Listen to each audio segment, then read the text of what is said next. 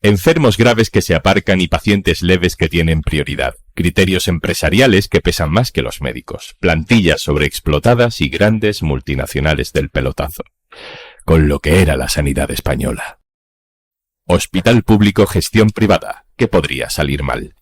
Los recortes sanitarios, las campañas contra el prestigio de los funcionarios en general y de los sanitarios en particular, y el éxito electoral de quienes piensan que el Estado debe funcionar como una empresa, fueron reventándolo todo por dentro. Y una vez desguazado el sistema, llegó el momento de venderlo por piezas. Esta voz te va a sonar. Que ustedes son de los que creen que el servicio está mejor prestado cuanto más gastan, y yo no. Yo creo que el servicio está mejor prestado cuanto más contentos están los ciudadanos y cuanto más eficientemente se hace y con menor coste para el contribuyente. Y esta voz también te va a sonar. Miguel Ángel Rodríguez. Que no se quejen, porque una enfermera de un hospital público cobra X, no son 2.000, son 1.300, y una de un hospital privado, haciendo lo mismo, más horas, cobra menos. De esto hace años, claro, pero esta idea, que lo público funciona mejor y es demasiado caro, no era retórica para un debate, era un proyecto. Hace unos días el periódico El País publicaba unos audios en los que la máxima autoridad de la empresa que gestiona un hospital público de Madrid ordenaba a su personal seleccionar a los pacientes no en función de su gravedad, sino en función de su rentabilidad. Hace unos meses el diario.es también publicaba órdenes por escrito de esa misma empresa, Ribera Salud, para darle más prioridad a pacientes que no fueran de su área sanitaria, porque por esos la empresa cobra más. Vamos con más temas porque la consejera de Salud madrileña mañana se va a reunir por la mañana con los responsables de Ribera Salud tras la publicación de los audios de su exdirector ejecutivo. Unos audios, como saben, donde el ex-CEO pedía rechazar a pacientes que no resultaran rentables desde el punto de vista económico.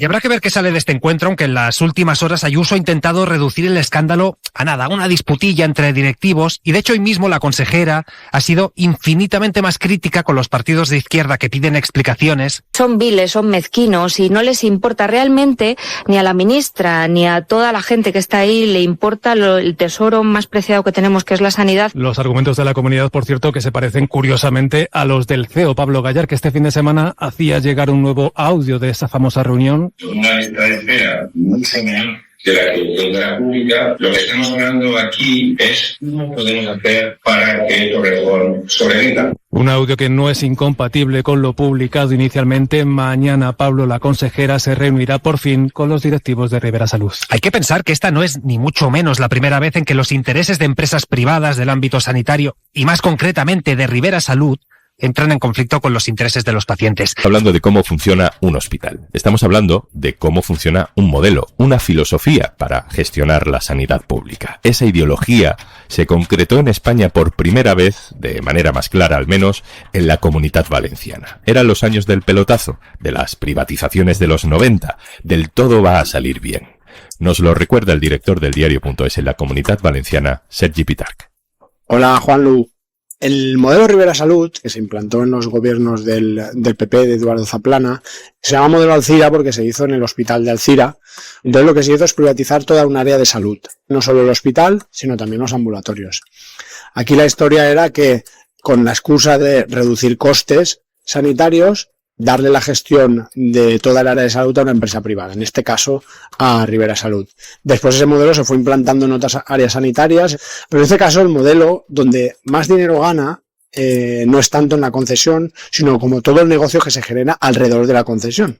Entonces Ribera Salud no solo gestiona el área sanitaria, sino que crean una decena, 20, 30, 40 empresas de suministros de productos sanitarios, desde ortoprotésicos, se crean una central de compras también para comprar, luego tienen también laboratorios donde hacen análisis. Por ejemplo, la empresa de laboratorios que es del grupo Ribera Salud y que suministra a áreas de salud, en 2024 facturó 21 millones de euros y ganó 4.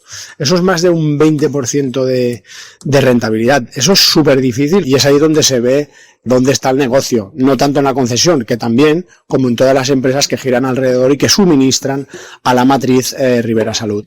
El Botánico, cuando llegó en 2015, llevaba en su programa electoral, era revertir el modelo Alcira, el modelo de privatización. Y se empezó a desmontar la arquitectura de ese modelo. En Carlo Mazón, con la llegada de la Generalitat, todo el mundo nos pensábamos que iba a frenar esa reversión, pero no la frenó. Con lo cual, dentro de unos años, y según vayan venciendo las concesiones, los valencianos habremos recuperado todo el sistema público que se perdió a finales de los 90, a principios de la década del 2000. El modelo valenciano fracasó, tanto que, como cuenta Sergi, el PP valenciano que ahora gobierna no ha tratado de recuperarlo. Pero las empresas de sanidad privada y sus ideólogos son expertos en estrategias de tierra quemada, y de Valencia se llevaron sus ideas al mejor sitio posible para seguir expandiendo su sistema. Raquel Ejerique, hola. Hola, Juanlu. Raquel, tú has sido testigo como periodista de ese proceso de privatización de la sanidad que nos ha llevado hasta el punto en el que estamos ahora, y en ese proceso hay una persona, hay un origen definido, diseñado, con una autoría intelectual muy clara. Pues sí, y esa autoría es de Esperanza Aguirre, que es la ideóloga de este modelo sanitario, que aunque muchos madrileños piensan que es de toda la vida, en realidad empieza en 2003. En 2003 todos los hospitales de la Comunidad de Madrid eran públicos, todos los servicios que se prestaban eran públicos y la responsable de todo lo que pasara, bueno y malo, era la Comunidad de Madrid. Pero en 2003 lo que pasa es que Esperanza Aguirre gana las elecciones y en ese momento decide iniciar un cambio, y es que todo lo que prometió sobre sanidad en la campaña electoral, que fueron bastantes cosas, prometió 50 centros de salud, acortar la lista de espera, abrir 7 nuevos hospitales, pues una vez que ganó y fue la presidenta, lo que hizo fue hacerlo de manera privatizada. Esos 7 hospitales, por primera vez en la historia de la democracia en Madrid, no lo construyó la propia comunidad, se lo encargaron a constructoras, a empresas que hicieron esos hospitales. Además, se quedaban los servicios que se consideraban no esenciales, como cafetería o lavandería o todo lo que es la asistencia no médica, digamos, ¿no? Y a cambio de eso recibieron de dinero público un canon anual que luego, además, incluso se fue incrementando con el tiempo. Por tanto, en esa primera fase lo que teníamos eran, edificios construidos y gestionados por una empresa privada, y dentro el Estado daba un servicio sanitario, ¿no? ¿En qué momento esas empresas empiezan directamente a dar los servicios médicos? Pues es en la segunda legislatura de Esperanza Aguirre. Ya decide en ese momento dar un paso más allá, y ya no serán solo estas empresas quienes gestionarán la lavandería o la cafetería, ¿no? Sino que ya directamente genera un nuevo modelo sanitario en el que las empresas privadas, los grandes gigantes ya no de la construcción, sino sanitarios, empiezan a gestionar hospitales de manera privada, dando un servicio a la pública, que les paga por cada paciente que visitan. Es decir, la Comunidad de Madrid cede sus competencias y sus responsabilidades en la salud de los madrileños y la subcontrata directamente a empresas que ya son totalmente privadas, y así construyó otros tantos hospitales más en su segunda legislatura.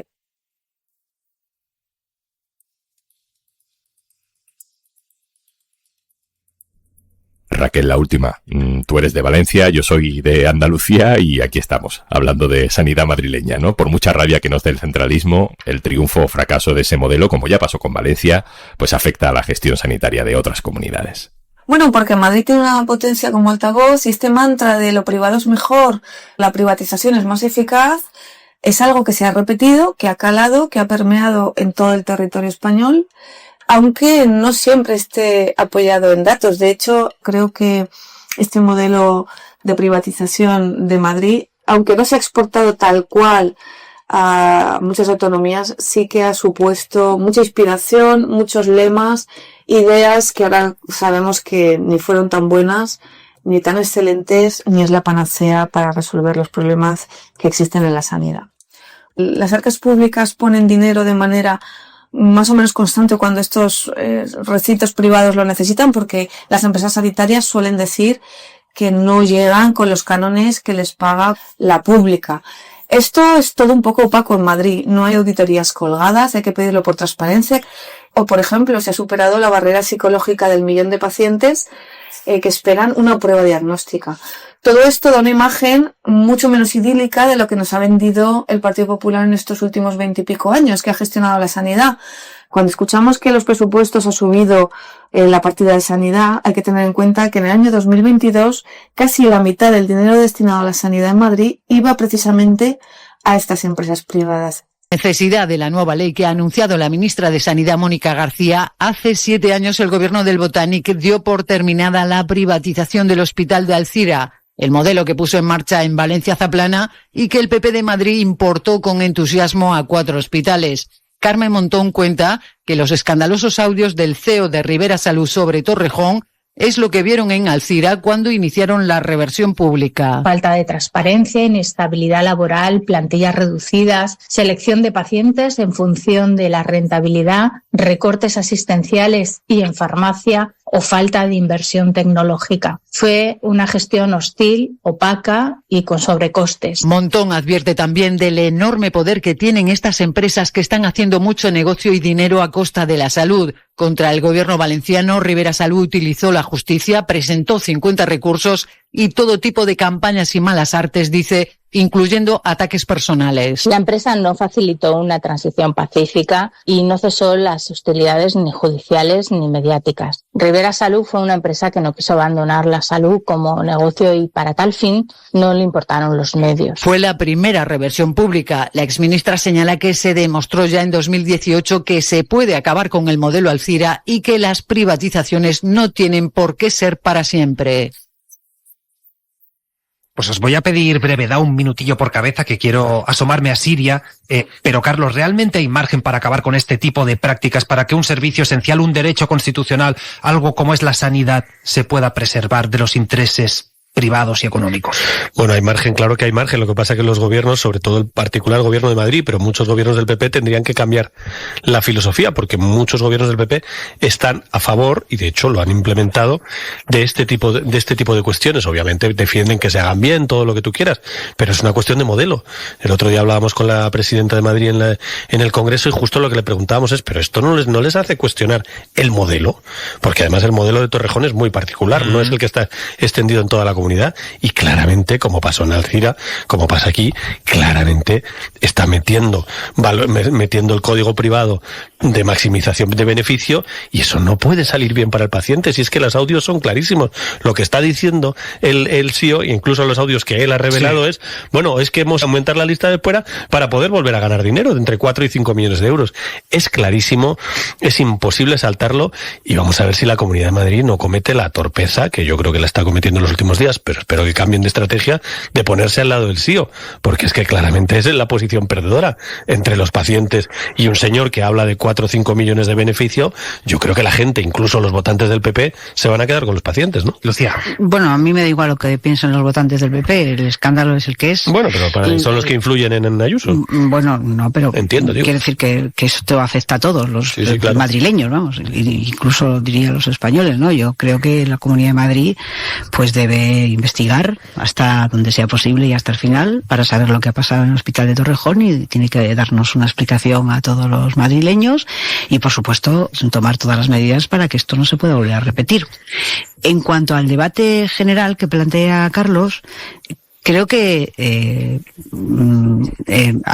fin, hay que poner todas las realidades históricas, ¿no? Esto no empezó ayer.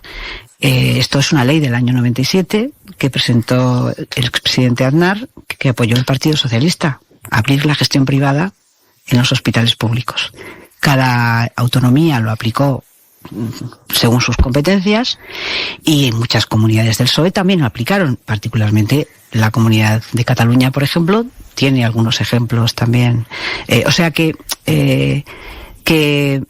por cierto, los únicos que votaron en contra de ese proyecto fueron Izquierda Unida, los partidos a la izquierda del PSOE. Y el PSOE gobernó luego durante 13 años y no cambió la ley tampoco. Es decir, que sí, vamos a plantear ese debate, a que a mí me parece bien, como me parece legítimo que la izquierda madrileña use esto contra el gobierno. Es completamente legítimo, porque es un asunto muy grave que afecta a un tema muy sensible y que es exigible que se den todas las explicaciones. Yo lo que creo que demuestran los audios es que en el casino clandestino se juega, ¿no? Porque es una cuestión que venía con el modelo, que se venía diciendo desde que se aprobó este modelo, pero claro, que ahora llega sobre sociedades sensibilizadas a la cuestión de la corrupción, mucho más sensibilizadas que en el 97, y ya era un año de especial sensibilización de la corrupción, y muy sensibilizadas a la cuestión de la sanidad, entre otras cosas porque son sociedades muy envejecidas. Ahora, todo el desarrollo por parte de Ayuso de esto es una pugna entre directivos, las manos negras de las izquierdas, etcétera, es parafernalia para intentar que se deje de hablar de algo que es un modelo que no pretenden cambiar. Lo que se tiene que demostrar es la hipótesis de que eso tiene alguna influencia en las elecciones autonómicas madrileñas, porque hasta ahora da igual lo que haya hecho Ayuso con los servicios públicos, no la ha tenido. Hola. Hola, Juanlu, ¿qué tal? Marcos Piñeiro es redactor jefe de Sociedad en el diario.es. Marcos, ese hospital gestionado por Ribera Salud, del que hablamos tanto estos días, es el Hospital de Torrejón. Y hay que insistir, es un hospital público. Hablamos de privatización sanitaria porque estos hospitales se gestionan por empresas privadas, pero forman parte de la red pública. No es lo mismo esto que un hospital privado. Cuéntanos cómo es este hospital, Marcos, para empezar a entender el modelo. Sí, el Hospital de Torrejón es un hospital de la red pública, pero su gestión, es decir, la dirección del hospital, la gerencia, la dirección médica, todo esto está privatizado, es decir, se ocupa una empresa privada. Hay otro concepto importante para entender el modelo, y es el de la libre elección de hospital. Esto a los que no somos de Madrid, pues a lo mejor nos cuesta un poco entenderlo. ¿Cómo es esto, Marcos? Sí, es una cosa bastante característica de Madrid, donde hay libre elección en educación y en sanidad. Es decir, no existen las áreas, sino que tú puedes ir al colegio y al hospital que quieras. En el caso de sanidad, lo que implica es que tú tienes un hospital de referencia en tu zona y un centro de salud, pero puedes elegir ir a otro de cualquier parte de la Comunidad de Madrid. El problema de esto es que ha puesto a competir a hospitales entre ellos, es decir, los hospitales de la red pública pierden pacientes porque los hospitales privatizados intentan acoger a otros pacientes. Esto es muy rentable para las empresas que gestionan los hospitales públicos porque reciben un extra por cada paciente de fuera de su área sanitaria que obtienen. Las empresas que gestionan los hospitales privados reciben un canon anual, una cantidad fija que se fija durante un tiempo en torno a unos 30 años. Pero si consiguen atraer pacientes de fuera, la Comunidad de Madrid les gratifica con un extra de dinero por cada paciente. Por eso, los hospitales privatizados compiten entre ellos. Vamos a introducir un último concepto para terminar de entender el modelo. En lenguaje técnico, digamos, administrativo, los pacientes que son de tu zona hospitalaria, es decir, de los barrios que te corresponden como hospital, esos pacientes se llaman cápitas, porque el Estado paga un dinero per cápita por cada persona de ese barrio, de esa zona, aunque no les atienda.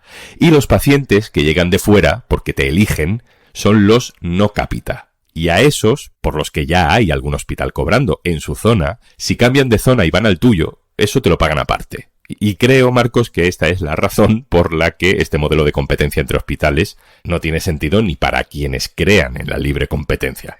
Claro, desde la óptica inicial, los hospitales debían atraer pacientes porque ofrecían mejores servicios médicos. Esta es un poco la teoría, pero todo eso se ha pervertido desde el momento en el que tú introduces una gratificación económica por cada paciente. Este sistema ha tenido dos fases que en el Hospital de Torrejón se ven perfectamente. La primera fase es que tú intentas atraer al mayor número de pacientes posibles e intentas priorizar todos esos pacientes de fuera de tu área sanitaria para que la Comunidad de Madrid te pague un extra. ¿Cuándo entra la segunda fase? Cuando has atraído tantos pacientes que tus listas de espera empiezan a saturarse, que empiezan a priorizar pacientes de fuera frente a los que te corresponden, con lo cual les vas relegando a los vecinos que tienen ese hospital como de referencia y entonces empiezas a hacer una selección.